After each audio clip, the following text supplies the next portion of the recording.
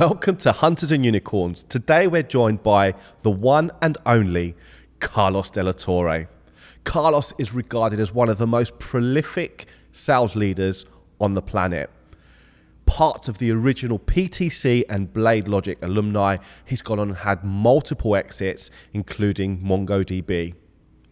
In this episode, we talk about what it takes to get from 100 million to $1 billion in revenue, the importance of nurturing great talent, and how to choose an organization with the best possible exit potential. This is his playbook. Welcome to Hunters and Unicorns. I'm Simon Koutis and I'm joined by my co-host, Ollie Kune. Welcome back to the show, everyone.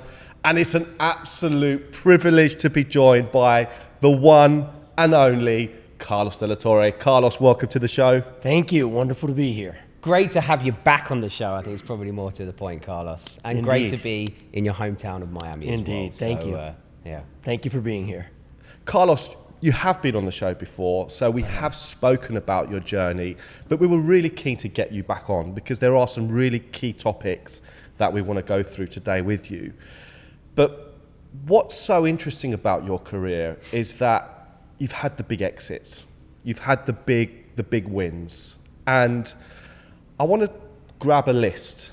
I'm going to grab a list of names, and I just want to read through these names and just ask you, what do you think about this list? So we've got Jesse Green, Graham Moreno, Alex Varrell, Dan Fougere, Joe Morrissey, Jessica Roman, Azam, Lorsch, Bolan, Rapetti, Marcello, McClernand. The list goes on and on. What do these names mean to you? Oh, it makes me very happy. Those are some amazing people. I would say to describe all of them in, at once, these are people who have high potential, a commitment to excellence, the discipline to do the hard work, and people whose careers have absolutely blossomed. And I'm so happy and proud of every single one of them. Some great names there. It's incredible. It's a stellar list. And I think what's really interesting, Carlos, is that it's not just recent success. This is something that you've been doing now for best part of 3 decades, going back to the Keith Butlers and the Fougeres and Andy Byron, for example. These are really, really big, well-established CROs.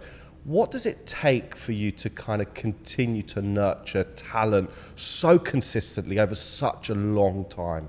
I'm not good at a lot of things. I think I've got an idea how to spot talent and how to develop talent, and nothing is more fulfilling, frankly, in my life and in my career.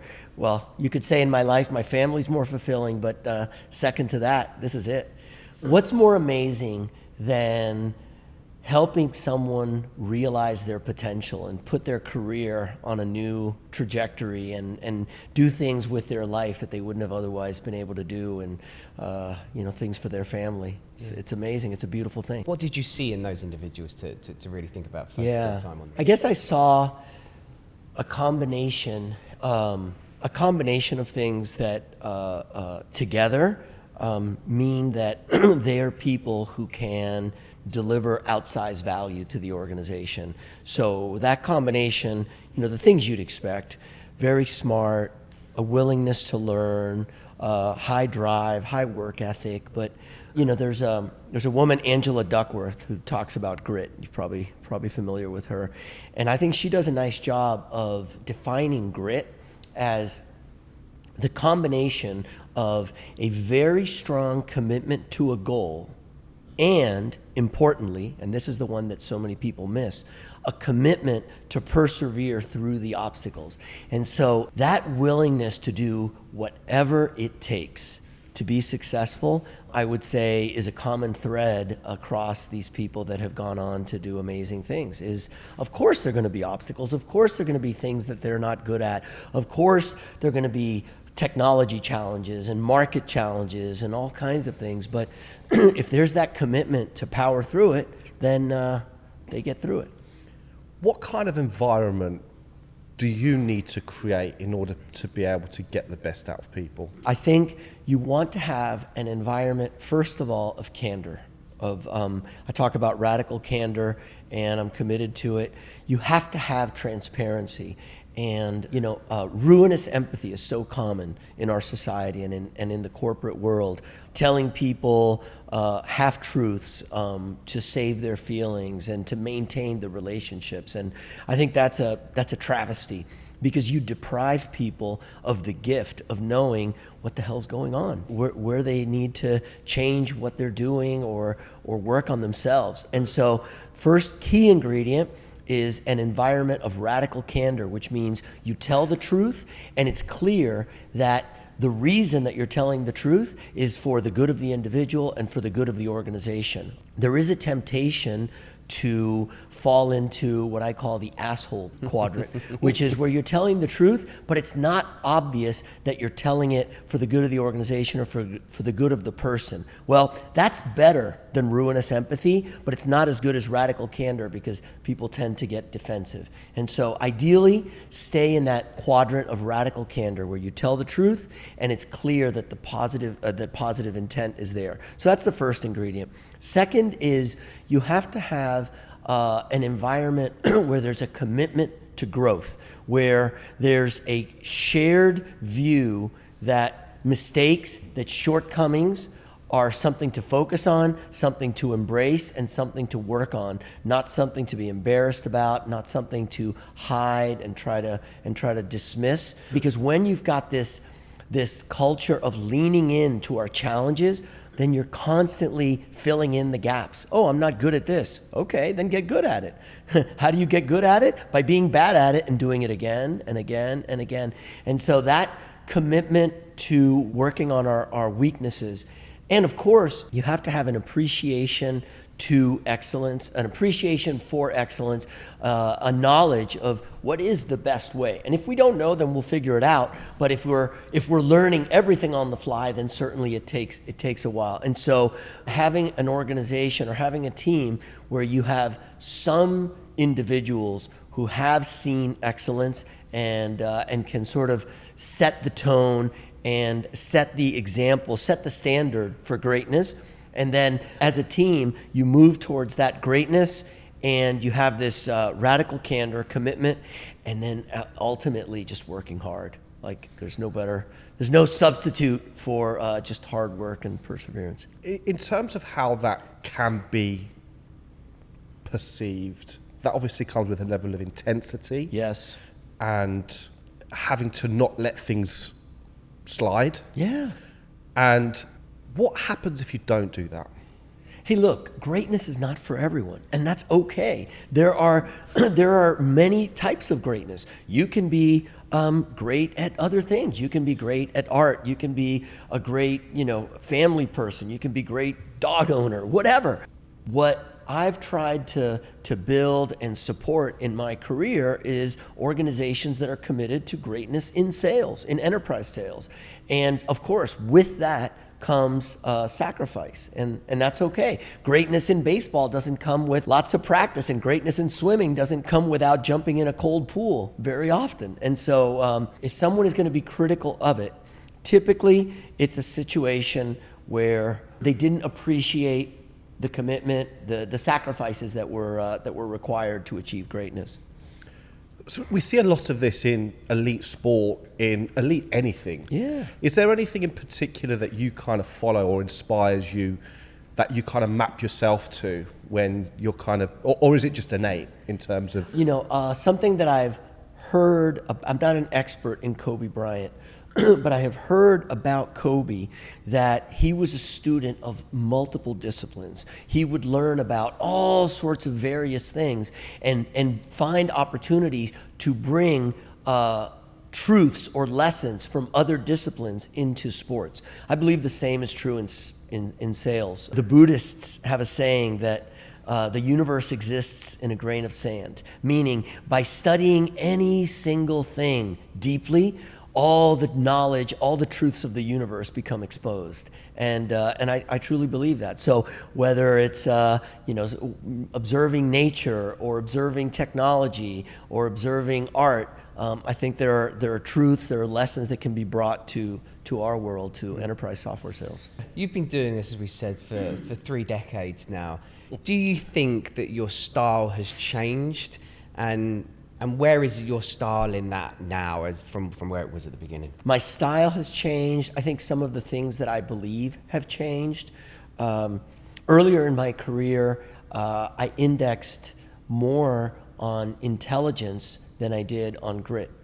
I knew working hard was important, but I really was looking for the brilliant minds. And of course, brilliance, intelligence matters, but what I have found is that for greatness, it's more of a threshold value, meaning is one, myself, smart enough to understand the key lessons, the fundamentals required to be successful. If we clear that threshold, then the thing that really matters is how badly we want it. And so over time, I've come to realize that grit is more important than intelligence, so long as that threshold value of intelligence is met.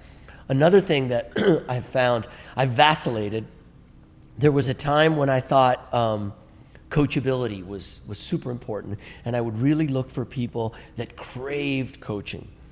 And then what I found is that sometimes people who deeply crave coaching and direction will take it from the wrong people and end up getting pushed around. And so a customer that wants a better price or whatever, and they end up getting pushed around. And I think on the other end of the spectrum, there's individuals that are, you could say, a hardhead, that are very strong in their thinking and very committed to their thoughts, and it's very difficult for those people to evolve. And so coachability, I think, is really range bound. Yeah. You want to be coachable to where you're willing to look at yourself and willing to get better, but you also want to have some commitment to what you believe, and that'll give you strength to operate. So those are a couple of things that have changed. I think another thing that's changed is, I think if you asked me 10 years ago, I look back, say, to my time at MongoDB, I felt like I had to implement everything that I could think of right away. We had to do everything perfectly immediately. And what that misses is the importance of really fine-tuning operating rhythms. Yeah. And so I think something that I've discovered is that it's key to prioritize. And really, as a leader, to ask oneself, okay, what is the most important thing we need to do now? What is the most important thing we need to improve upon at this moment? And let's do it, and let's do it to a level of completeness and a level of maturity, and then move on to the next thing. Yeah, it's interesting because obviously, we're engaging with you from a talent perspective, and we've spent some phenomenal time with some of your leaders. And I think what is really interesting is the individuals that have joined you. People like Jeff, for example, that were a CRO and now taking a step back to take an opportunity to run the West, for example. Why is it, do you think, that the talent are following you, and making, I suppose, those sacrifices from a career perspective, join that journey and make that? I don't know that I would characterize, I think if Jeff was sitting here and you asked him, I don't think he would characterize it as a sacrifice. I think A players want to be surrounded by A players. They want to operate in the company of others who are also talented, who are also committed to excellence. And so I think it's tempting, but a mistake to be lured by title. Yeah. I think that being a part of an organization that has a lot of potential, that's growing quickly, being surrounded by people who are great, who will make us better, being in an environment that's committed to growth, that operates in a meritocratic way, that's so rewarding. That I think that trumps a bigger title or even bigger comp or all of that. Yeah. I want to go back to what you were talking about, grit, because I think it's really important. There's a lot of people that obviously watch this or listen to this podcast, and there's lots of shiny opportunities available right now. There's lots of kind of easy wins. What is grit? And the reason I asked this question just before is because it does seem as though it's very easy to lose sight of what's important at different parts of your career. So if you're in that kind of growing phase of your career, what is really important? What should someone be focusing on right now more than anything else? A good company, but most importantly, a great boss. So who you work for early in your career makes all the difference. The vast majority of what you'll learn from your boss, and the opportunities that present themselves in the future will have a lot to do with the network that you build. And so if you have a great boss, chances are that individual is hiring other great people. Yeah. And so the network you build is a network that's going to be successful. And I think it can be tempting to go for the shiny object, but often those are shortcuts, and shortcuts don't really exist in life. So go to a good company. It doesn't have to be the perfect company, because early in your career, it's about learning. It's not about necessarily, is it the most star-studded company, but just go work for the best boss and be a part of the best team that you can possibly be. How do you evaluate that boss, though? How do you know that boss has got or that manager or the leader or mentor or whatever, how would our audience that's looking for that and seeking that, how would they go and assess that to ensure they're finding the right person for themselves? There'd be a few things. If I was giving advice to my younger self, I would say, go find people that exude competence. They know what they're doing, so the things they teach me are going to be right. That appear to have a passion for developing. They're generous with their knowledge. They're happy to share their knowledge. People who genuinely care about seeing me realize my potential, are willing to invest, and will be happy to see me grow. Yeah, I think those are some of the and people who are honest, whose values are aligned with meritocracy, who are not tempted by shortcuts or quick wins. Yeah, as another guide there is just look at who they've helped, right? Yeah. Do they have a genuine interest in helping others? Yeah. And what is those drives and what are those motivations? Yeah, maybe just to build on that, to the extent that you can, try to peel back and really understand what drives them.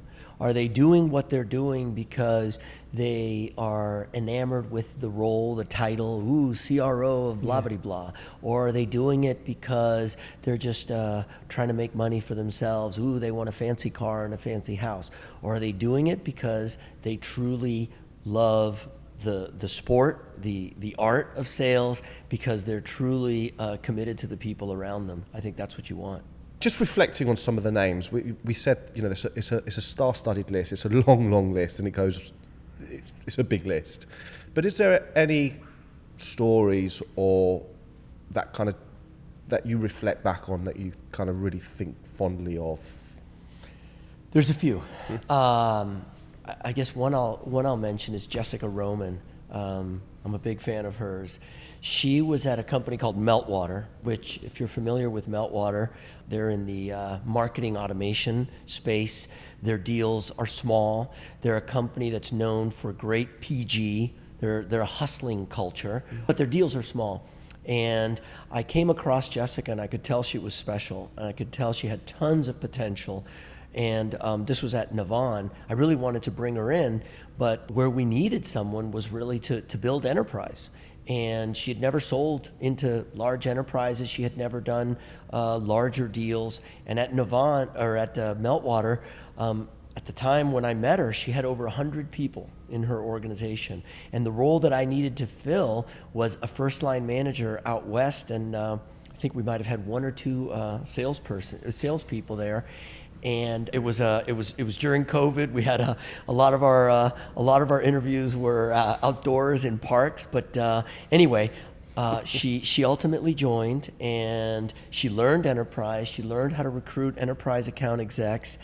She ultimately thrived, and today she's running enterprise at Navan. And so she's somebody that had a lot of potential. She didn't have the knowledge, but she believed in herself, and she was willing to do the work. And I'm so proud of her for the trajectory that she's on, and she's bound for greatness. There's more to come from her. Another great one is Matt McClernand. I remember this was back at MongoDB. We were interviewing for a first-line manager, again on the West, and Matt was at a company called SoftChoice. Similar story. SoftChoice is essentially a reseller, and they do smaller deals, 10 to 20K, and Matt was a second-line manager. And so I think he probably had 30 or 40 salespeople and 4 managers working for him. And he was interviewing for the first-line manager role at MongoDB.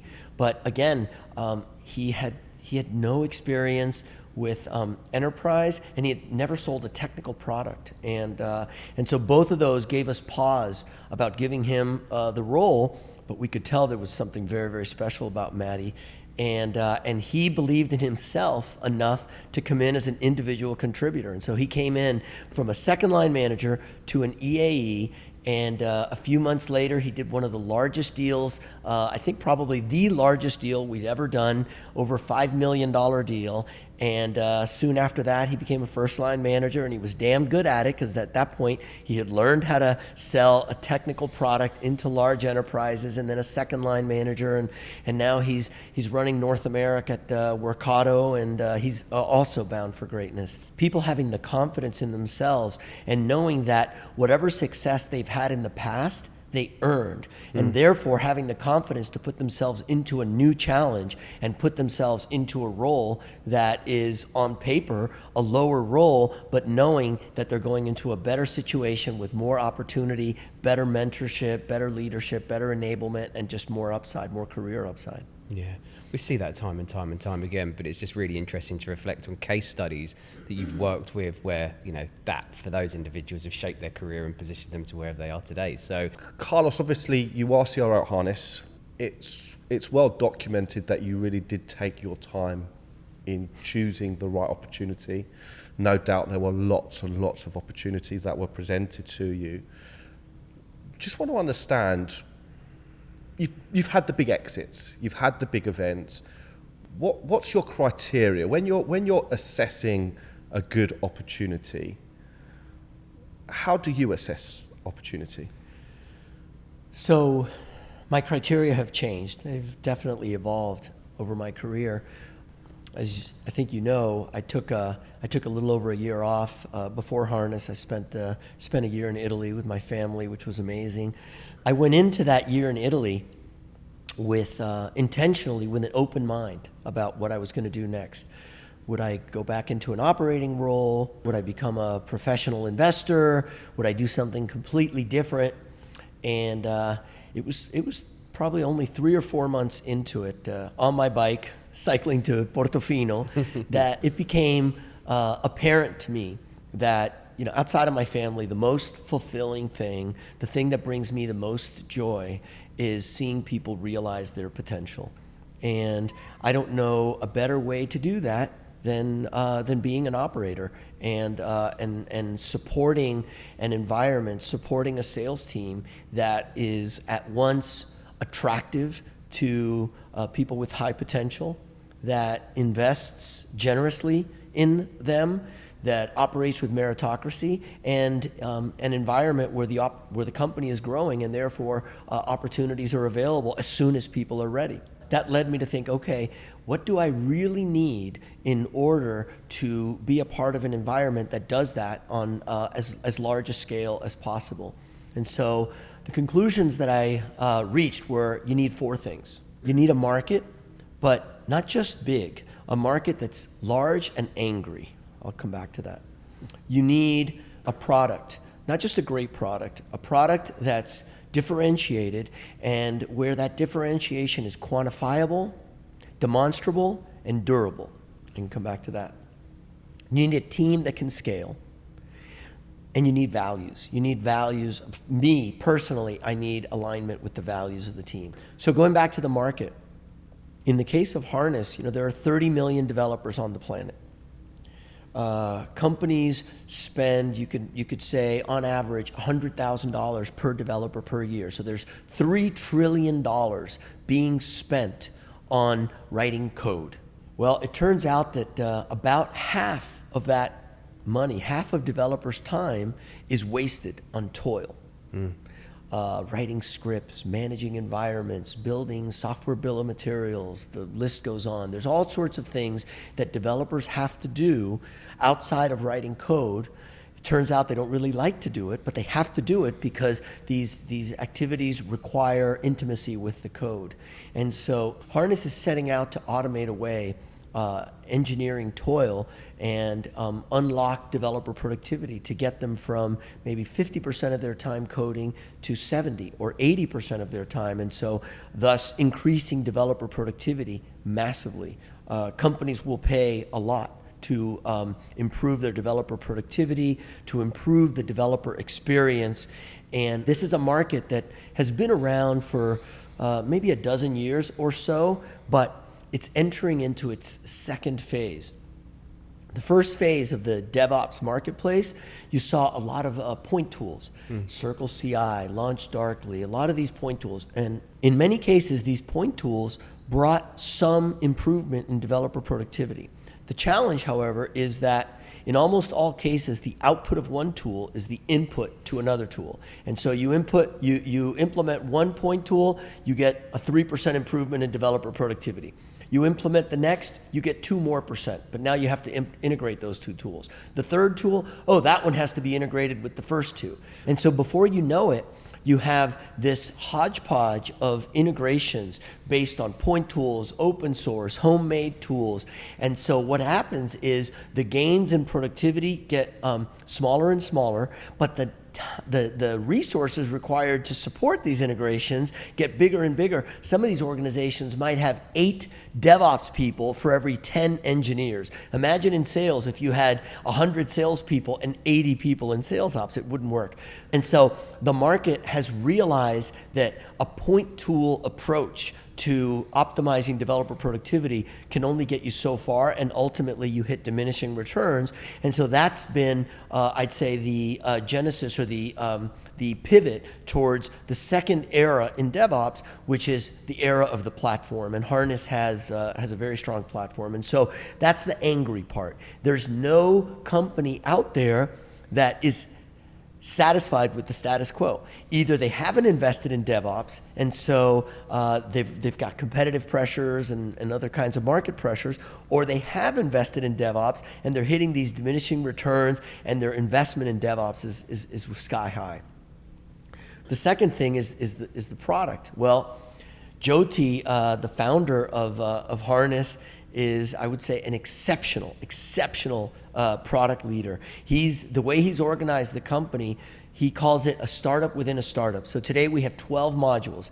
Each of these modules has a head of engineering, a head of product, a head of product marketing. We do QBRs for each of the modules on a quarterly basis. Jyoti and all the execs are there. And at these QBRs, we review the roadmap, we review revenue realization, we review customer adoption. They present the roadmap for the next 90 days. And so there's a high degree of accountability, which leads to performance, but also there's an amazing level of collaboration between each of these 12 startups and the sales organization. What they end up delivering, in every single case, the bar is very high. In every single case, the product either stands above the market, it stands as the clear leader in the marketplace, or it's as good as the best thing out there, and it's completely integrated with the platform, and it can be implemented on a standalone basis. And so what that does is it enables the sales organization to go out there and be truly consultative with customers, do discovery, find where the biggest pain, where the biggest challenges are, and then present the right product. And guess what? They're going to get value out of that first product, and then it's a very natural progression to the second and the third, and the integration costs are minimal because they all reside in this platform. And so this differentiation is demonstrable. It's engineering productivity typically, or cost, and they're durable because the real differentiator that Harness brings to the market is that organization, the startup within a startup, the fact that Jyoti has been able to attract the best technical minds in the industry, and that virtuous cycle just keeps building on itself. I'd say the third criteria that I valued was the team. I don't want to be at an organization where we get traction and then all of a sudden some of the team members don't scale and we have to stop and retool. And so you've got people like Gleb Brishko, who's doing an amazing job in marketing and building best-in-class demand gen engine. John Bonney, fantastic CFO, truly in the business, a true partner to the business. And Shri and the rest of the product and Eng organization is second to none. There's more product chops there than any company I've ever been a part of. And then lastly is the thing that really matters to me is values, because of course things are going to get hard. Sooner or later things get hard, and when things get hard, you have to be able to look to your right and look to your left and respect the people that you're with. And I've got immense respect for the team.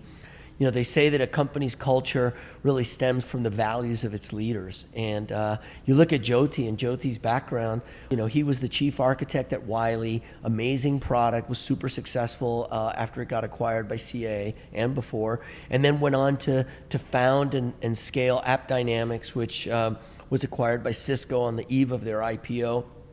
And I think many of the things that he learned through those experiences, especially AppD, was he's not going to take shortcuts. He's not going to be tempted by an acquisition. He's not going to be tempted by what's easy or quick. He is single-minded, determined to build a large, independent, publicly traded company. You know, a lot of people obsess about the IPO. IPO is an event. You ask Jyoti, what's the next milestone? And he will tell you, and anyone in the company will tell you, it's the $1 billion revenue. So it took the company roughly 5 years to go from 0 to 100 million, and we're on the path to go from 100 to 1 billion in the next 5 years. And so the right way to do something, the long-term sustainable way to do something, that's the way we do it. And so from a values perspective, it's a beautiful thing. We're building for the long haul. You're very, very well known for simplification. Whenever I speak to any of your team, from the likes of Jeff to John to, you know, individual contributors out on the field selling this product, you know, one of the big values that, you know, has really been brought to our attention, that you've brought to the organization, is the ability to be able to simplify some of this. Can you elaborate on some of that and what and how you've been able to do that?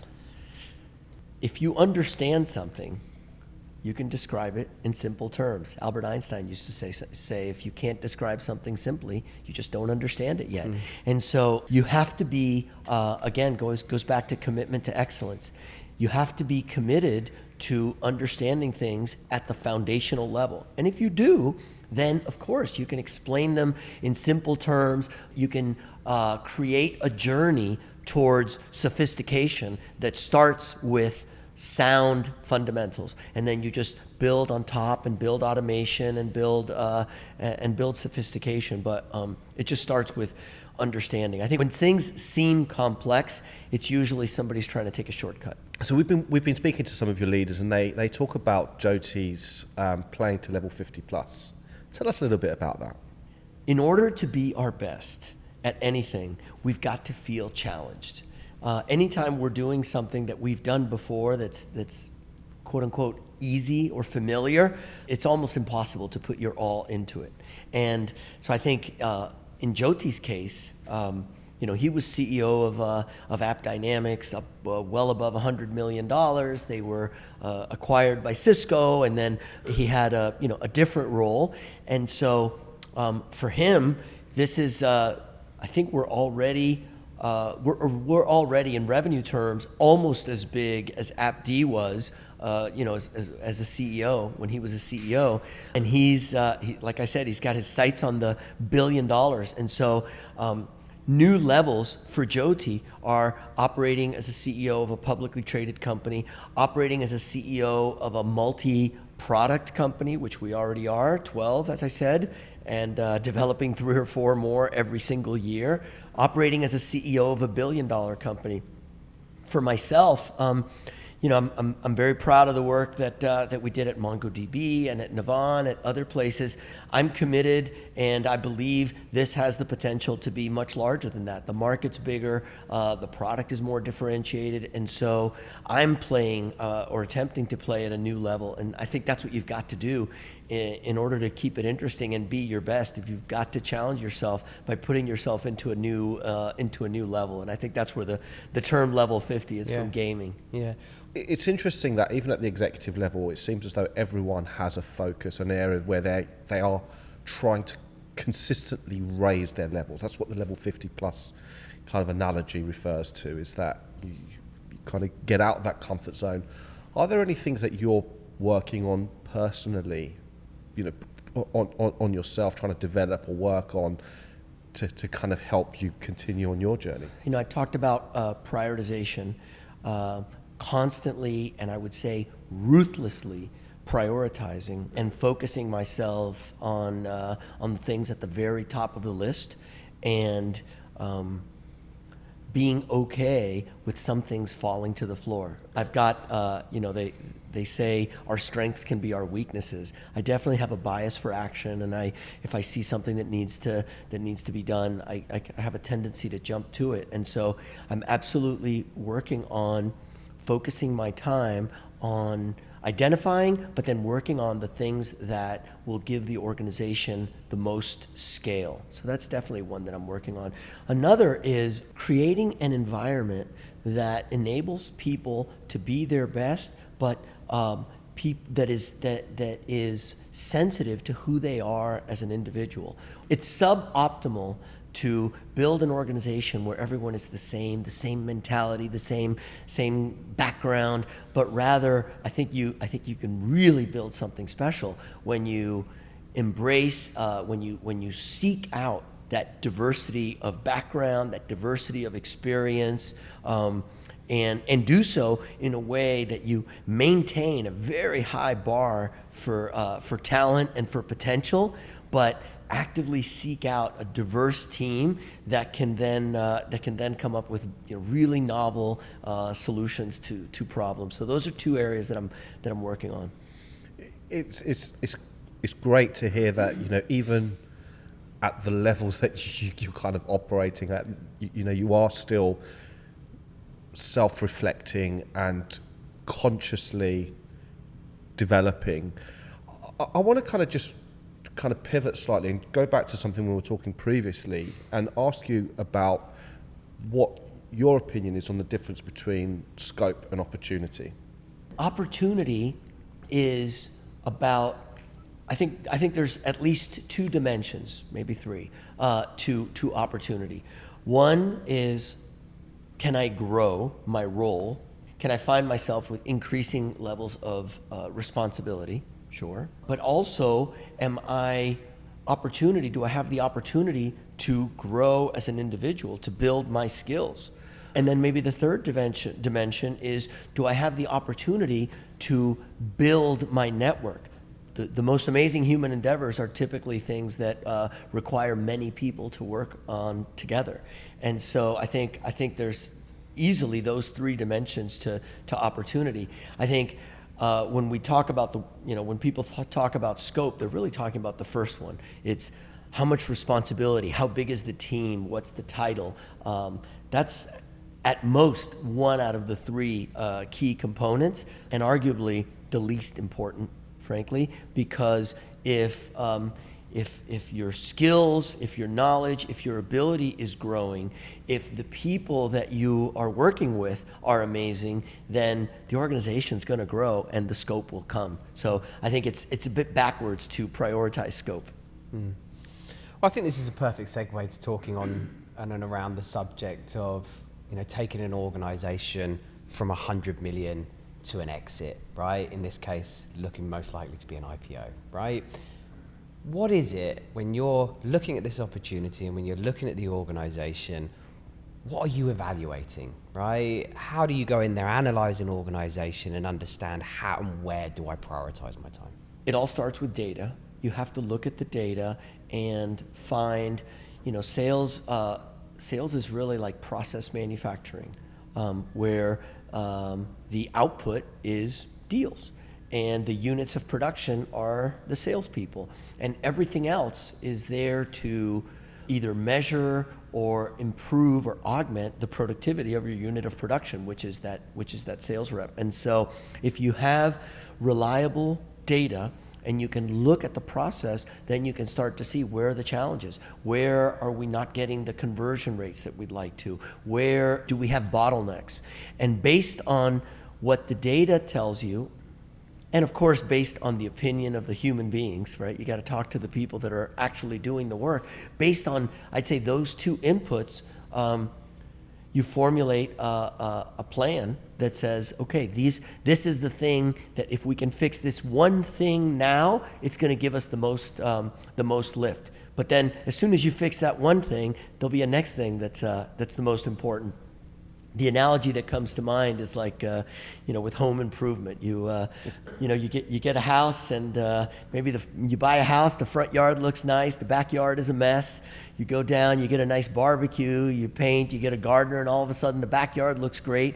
And then you look at it, and you're like, oh, the front yard actually isn't up to snuff with the backyard. Now you got to improve the front yard. And so it's a journey. It's a journey towards greatness. And as the organization scales, it needs different things. Different things need to be optimized and automated.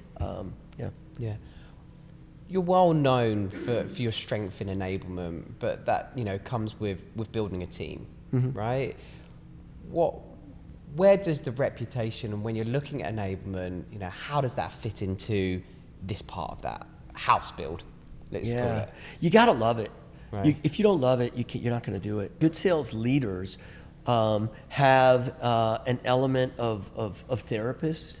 You have to truly care how people around you feel, and you have to have empathy and the ability to have an emotional conversation with people. They've got to be part teacher. You've got to genuinely enjoy that feeling of knowing that somebody just learned something, that twinkle that somebody gets in their eye when they figured something out and they're like, I got it, the light bulb goes off.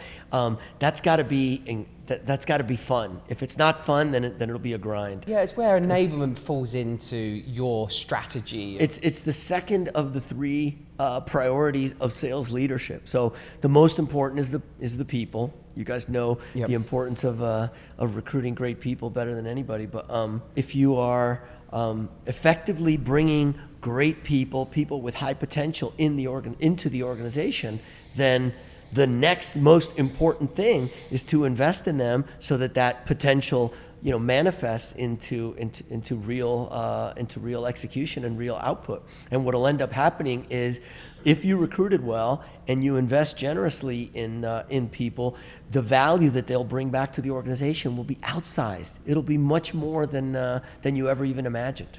Yeah, I think and another one of those pillars, and from us engaging is channel and the channel ecosystem. Yeah. Obviously, for your experience at MongoDB and working and seeing the importance of channel, how important is channel within a complex organization like Harness, and what's your strategy around the channel at the moment? This is another area where I've evolved in my thinking. Early in my career, I was at Parametric Technology at PTC, and PTC was, as an organization, as a team, we were pretty dismissive of the channel. Use them to help with procurement here and there, but we, for the most part, didn't respect the channel. And then I haven't really worked at one, but I know there are companies out there that are really channel first, channel focused. Cisco or some of the security companies, and oftentimes they're selling a commodity. They're selling something where you can almost like outsource the whole sales process to the channel. Where I've come and where Harness is really in the middle. And what I mean by that is, we are very channel focused, and the reason is because we believe genuinely that the channel can give us incredible leverage. Whether it's the hyperscalers, which AWS and GCP, they're everywhere. They have huge organizations. They absolutely will. They have strong relationships, and so if we partner with them, they can actually often elevate us 2-3 levels in the organization. And the reason that they want to is because when companies automate their development processes, guess what? Now they can very quickly move applications from the data center into the cloud. Another key value of the hyperscalers is the ability to lubricate the transaction. They have these marketplace agreements with customers where customers have a committed spend. Well, guess what? They can use Harness to burn down that spend. Then there's the global system integrators and the regional system integrators. Hey, they oftentimes, the engineers in the account are actually employees of these system integrators. And so if they find a solution like Harness that can deliver 30 or 40% developer productivity, well, they can then go back and give their customer higher value, maybe in the form of a lower price, while improving their margin. So it's a 1 + 1 = 3 scenario. And so there's a really strong channel play here that isn't that is a true collaboration between our salespeople and the salespeople at the hyperscalers and the GSIs and RSIs. It's been really interesting engaging with you on looking at that side of the organization. I think that the playbook community as a whole, with a very direct selling sales motion, when it comes to channel, I suppose the symbiotic relationship between those two units has been a challenge. I used to think they were incompatible. Right. I used to think you couldn't have a top-notch direct sales organization and a channel that mattered, and that was wrong. And where I really first discovered that was wrong was at MongoDB. We talked about people. Alan Chabra. Alan Chabra came in, and he's a very smart, very hardworking, and just a really thoughtful executive. And working alongside of Alan, we learned together how you can build a successful OEM channel, how you can land the GSIs, which was really hard at MongoDB. The world wasn't, people weren't begging for a new database, I can assure you. MongoDB, I bet 20 or 25% of their business is channel sourced. This is a whole podcast series in itself, so we won't necessarily dive too deep into the nuances of that. But I think the channel as a part of the business, as you're saying, has always been seen to. I've had experience in recruiting channel people, and historically there was a stigma attached to them that they were failed salespeople. They're great relationship people, but can they sell, right? And so, okay, well, they're a good person, they're hardworking, they understand the product. Well, let's stick them in a channel position and see what can happen. And there are stories, of those individuals really kind of being, I don't know if necessarily ostracized is the word, but sure. Put to the back of the class in second classes. And I think you look at how that's evolving, and you look at the talent in the right type of organizations that are being harnessed in those organizations. It's great talent. The best channel people, channel sellers that I've met, typically got their start in direct sales, so they know the dynamic of getting a deal, they know the pressure of having a quota, and it's just another type of leadership. It's people who really get a buzz out of leading the salespeople at their own company, leading salespeople at the partner organization, and delivering tremendous leverage. It's a highly leveraged position, and I've come to meet some amazing people in that role that are absolutely not second-class citizens. They are top-notch people. Absolutely. Just closing the loop on 100 million to IPO. What do the next 3-4 years look like? What are the next couple of years, 2-3 years look like? Yeah, I don't obsess so much on the IPO. It's a great event. It's a milestone. It's a funding event, and it's a party. And you drink some champagne, and then the next day you get back to work. So I think more about the journey towards building $1 billion company, And gosh, that journey, there's so many things that that need to be optimized and scaled. You know, everything from some of the things that we've talked about and some that we haven't. Pipeline generation, white space analysis. You know, when you have a solution as broad as harnesses, then the ability to go in and expand your existing customers is huge. Well, that's a skill set in and of itself.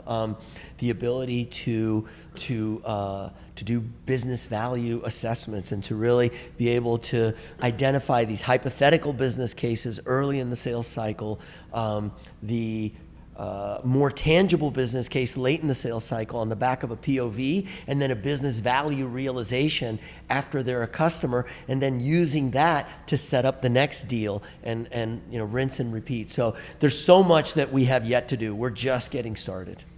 Well, I think this is the point where we reflect on what we've spoken about today. Absolutely. It's been fab to get you back in the studio again, and the place to start is to say, you know, there's a real fire in your belly, Carlos. I think you're exuding that fire right now, and having spent time with lots of the team at Harness, it's amazing how infectious that passion and that energy is. And it certainly feels as though, you know, the drum is being, there's that beat of the drum, the kind of, and everyone's on a mission, everyone is galvanized, and it's a real testament to the fact that this isn't a flash in the pan. This is something that you've consistently done decade after decade, not to kind of age you anyway. Well, I started when I was